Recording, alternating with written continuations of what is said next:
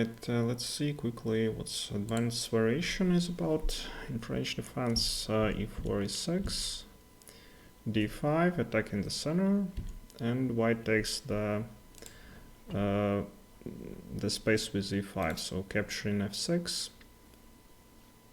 And if black is not familiar with this setup, then they don't know how to use white's weaknesses.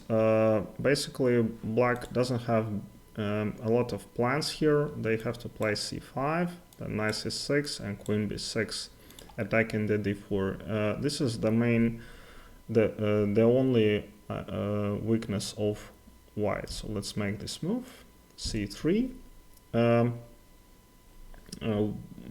Sometimes white uses other setup with knight c3 and knight e2, but it's really complicated. I don't recommend to play like that.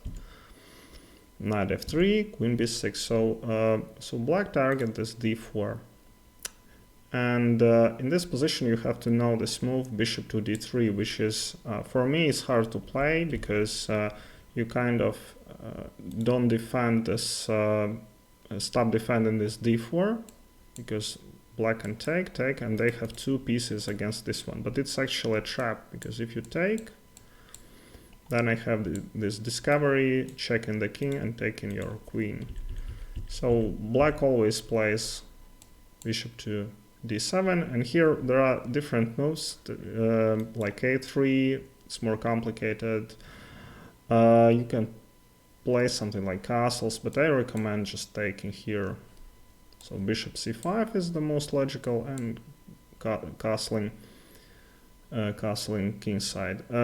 Now you have this b4 plan, which is quite difficult. It's a good move, it's the best, but I'm just saying for the beginners it's very hard to play like this.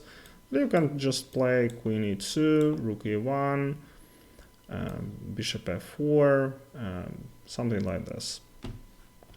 Alright, thank you very much for watching, and see you next time.